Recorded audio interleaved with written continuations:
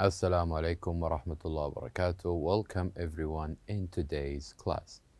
Our textbook is Weekend 2, and today, inshallah, we will cover Unit 2, My Things, Rhythms, and Sounds on page 12. This lesson will be presented by me, teacher Mazen Al-Harbi, and the sign language by Mr. Fawaz Al-Agil. So let's begin. Quick revision in our last lesson. In our last lesson, we did listen to an interesting conversation between two girls, where the first one asked from her friend for some candy. And what did we say about this conversation is that it is important that we know how to ask for permission. We know how to ask for permission. So as you can see here, we said that if you want to ask for permission, it is important that you start with can I? Can I? And we gave examples like can I use your pen? Or can I borrow your book? So we said that it is important if we want to ask someone for ask his or her permission, we start with can I? And after this also with her friend when she said here you go, sure, here you go. We said that it is important also that if we want to give people what they want or what they ask for, that we use this phrase, here you go. So we can say, here you go, this is the book that you wanted. Or, here you go, this is the pen you asked for. So here you go is an important phrase when we give people what did they ask for. And also, after this, when we say or when we listen to this question, how many are there? We said that when we use this question, how many, it is usually we're looking for numbers. We usually looking for numbers when we use this question.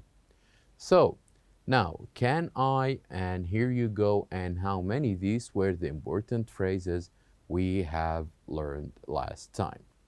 So let's listen one more time to this conversation and just can remind ourselves with the questions and phrases that we used to hear from last lesson. Can I have some candy? Sure. Here you go. Great. Thanks. How many are there? Let's count them. 1, 2, 3, 4, 5, 6, 7, 8, 9, 10, 11, 12, 13, 14, 15, 16, 17, 18, 19, 20, 21, 22, 23, 24, 25, 26, 27, 28, 29, 30. 1, 2, 3, 4, 5, 6, 7, 8, 9, 10, 11, 12, 13, 14, 15, 16, 17, 18, 19, 20, 21, 22, 23, 24, 25, 26, 27, 28, 29, 30. That's a lot. Very well. And it is also important when we say that not only knowing these questions and how to ask for permission and what to say when we give people what they want for, or how to ask about numbers when we say how many, but also it is important that we can count from 1 to 30. So are you sure you can count from 1 to 30? Let's try, me and you, to count again these candies from 1 up to 30. So let's start from the first candy. So let's try to help her to answer her question. How many candies are there? So we have 1, 2, 3, 4, 5, 6, 7, 8, 9, 10, 11, 12, 13, 14, 15, 16, 17, 18, 19, 20, 21, 22, 23, 24, 25, 26, 27, 28, 29, and 30. So, very well. They do or they have 30 candies. They have 30 candies.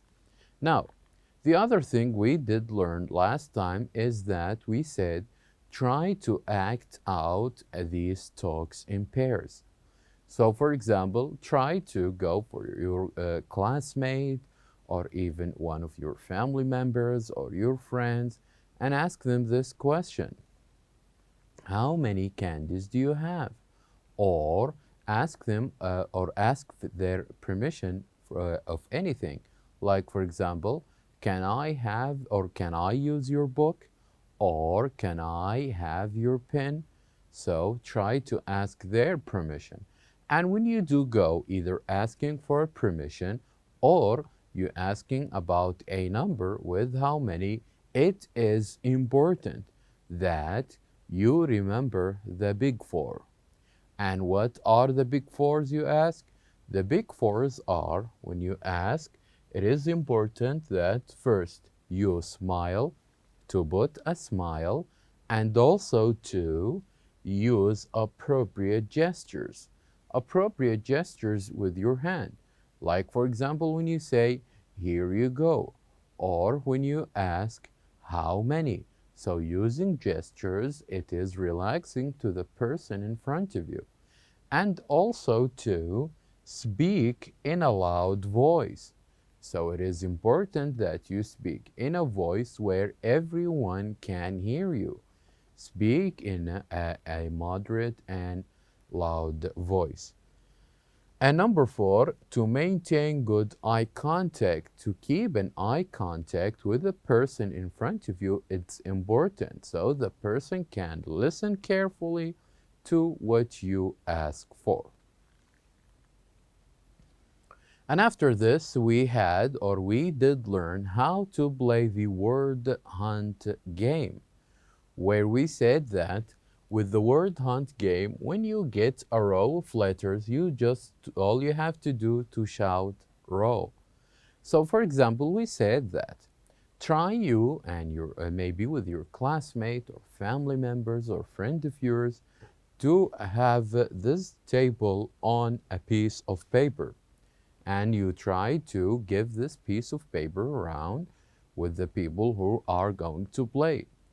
And then, if you are in your classroom, ask your teacher to say a word that he can take from this table. And what you're going to do next, then, when you listen to this word, all you have to do is to just draw a line on the letters of this word.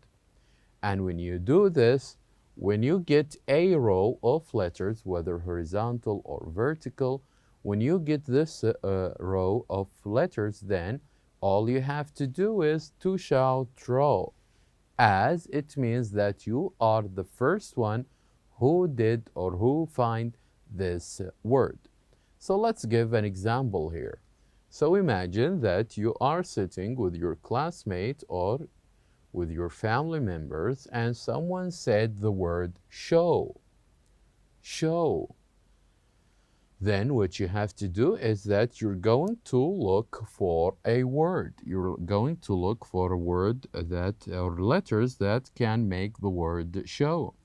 So if you do found it like this, then you have to make a line like this and shout row.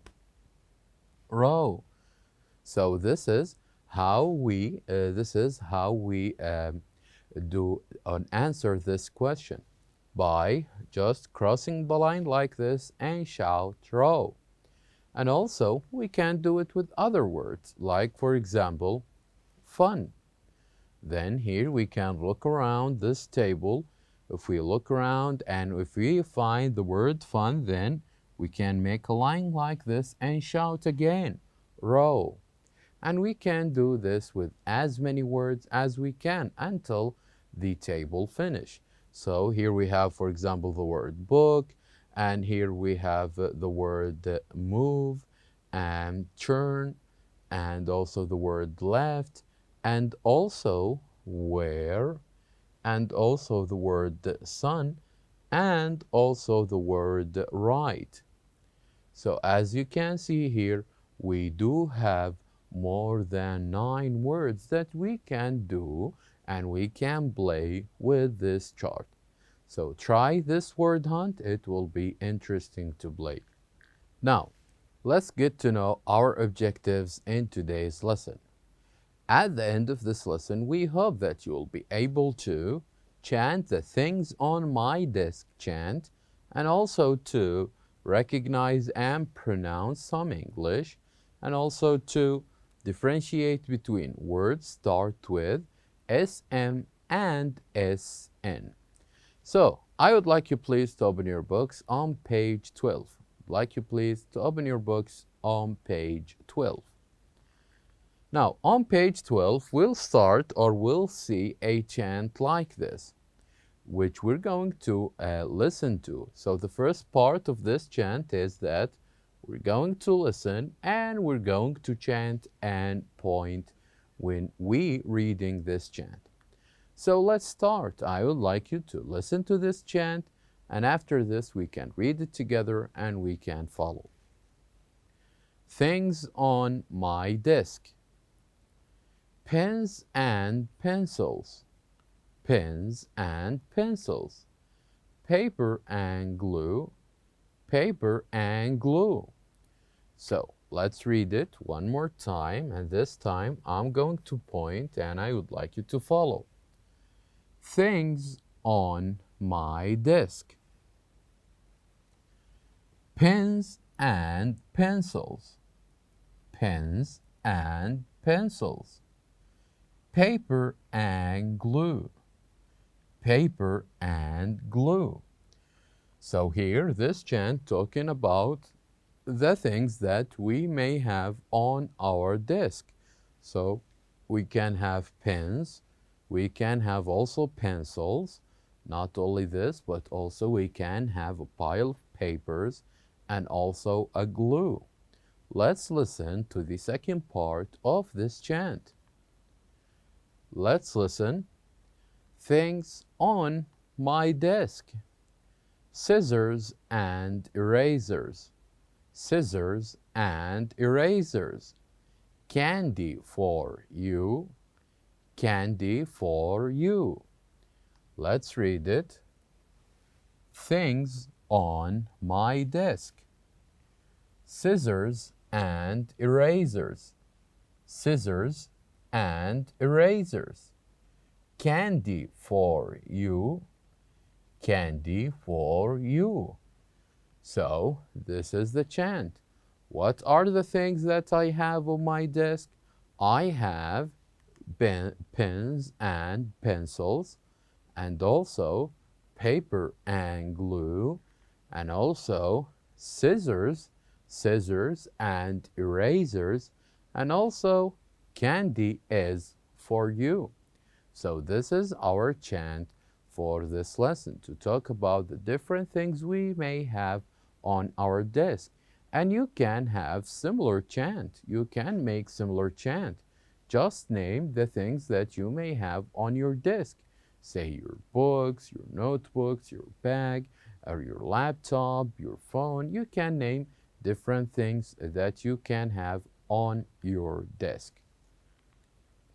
So now, let us move on to the second part of our lesson. The second part is listen, say, and match, then write the missing letters. So here we do have 4 different words.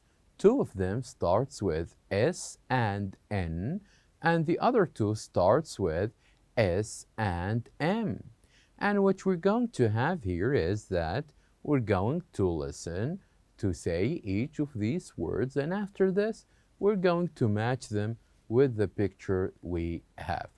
So let's listen to this word and say it after me. The first one is smile. Smile. Say after me. Smile. Snail. Snail. snail, small, small, small, snack, snack, snack. So here we have, or we read, words that start with SN and words that start with SM. So we did the first part, we did listen, and we did say. Now we have the matching part. So on your books, you can see that we have one word which is already matched, which is the word small. This is what do you mean by small. As we can see here in this picture, here we have a small butterfly. Now let's try to match the other words with the pictures. So the second picture, what do we think we can call this picture? Can we call it smile or snail or snack? The second one is a smile. When we said that you need with the big four to put a smile. So here we do match the word smile with this picture. Now we have two words left. Snail. Snail is usually a small animal that we can see in farms and even in different places. So snail, here we can choose this word to match it with this animal, a snail. And this will leave us with the last word, which is snack. And here we can match the food. The snack is a food, a type of food that we usually have between meals, between lunch and dinner. So here you go. These are the words, and we did listen, we did match, and we did say them. This will leave us with the last part of our lesson today, which is to write down the missing letters of these sentences. So here we're going to talk about something that ends with L's, which are all and quiet. So from the previous list, can you remember something ends with A, I, and L? It is, of course, we're talking about here snails. And what about snails? Snails are small and quiet. So here you go. This is how we write and how we answered these missing letter in the sentences. So at the end, it is important that you can chant the things on my desk chant. So now we have reached the end of our lesson. Thank you very much for watching, and I'll see you next time.